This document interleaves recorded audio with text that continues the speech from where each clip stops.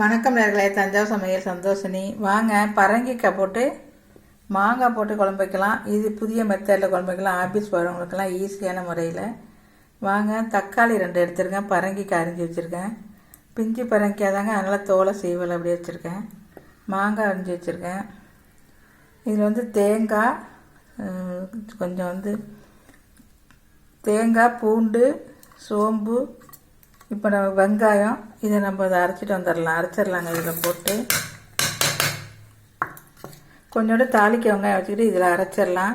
இப்போ நம்ம இந்த புளி இதில் ஒன்றுமே இல்லைங்க, சக்கைலாம் நல்லா இருக்குது. அதனால் இதிலே போட்டு அரைச்சிடலாம். வாங்க, இதில் அரைச்சிட்டு வந்துடலாம். இதை இப்போ நம்ம சட்டியில் தாங்க வைக்க போகிறோம். நல்லா டேஸ்டியாக இருக்கும். வாங்க, சட்டியை போட்டிருக்கேன். எண்ணெய் சட்டி காஞ்சிருச்சு, எண்ணெய் ஊற்றிக்கலாம்.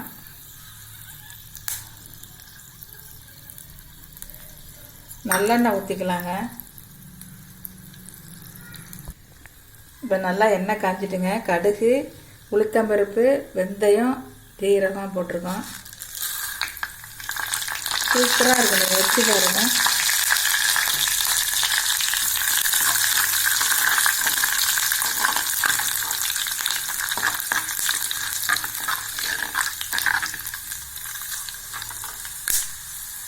கடலைப்பருப்பும் போட்டுடலாங்க.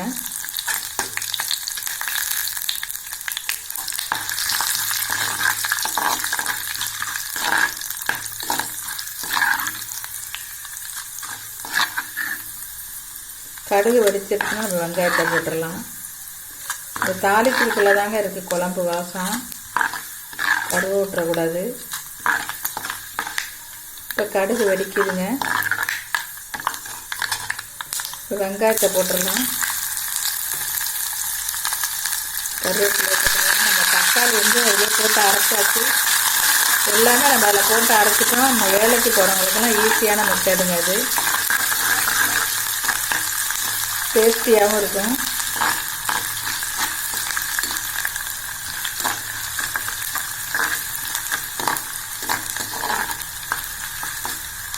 இந்த வெங்காயம் நல்லா வதங்கிட்டுங்க.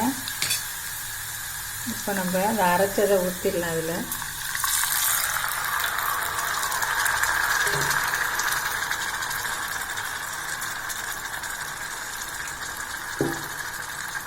இதில் தண்ணி நிறையா ஊற்றிடலாங்க.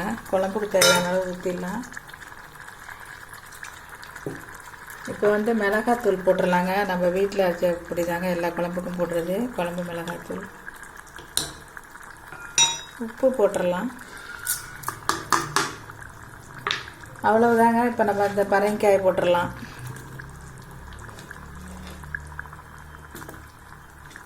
அப்புறம் ஒரு கொதி வந்தால் நம்ம மாங்காயை போட்டுக்கலாங்க. இப்போ மூடி வச்சிடலாம். இப்போ பரங்கிக்காய் போட்டு நல்லா கொதிச்சிருச்சுங்க. இப்போ நம்ம மாங்காயை போட்டுடலாம். இது புளிப்பு மாங்காய் போடக்கூடாதுங்க. இது புளிப்பு இல்லாத மாங்காய், அதனால தான் நான் இதில் போடுறேன். டேஸ்டியாக இருக்கும். ஒரு கொதி வந்தோன்னா நம்ம இறக்கிடலாங்க.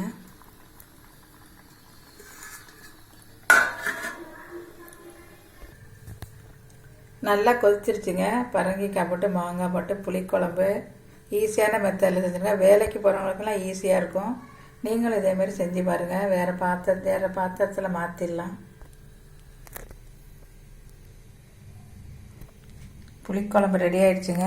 நீங்களும் செஞ்சு பாருங்கள். இந்த வீடியோ பிடிச்சிருந்தால் லைக் பண்ணுங்கள், ஷேர் பண்ணுங்கள், சப்ஸ்கிரைப் பண்ணுங்கள். வாழ்க வளமுடன்.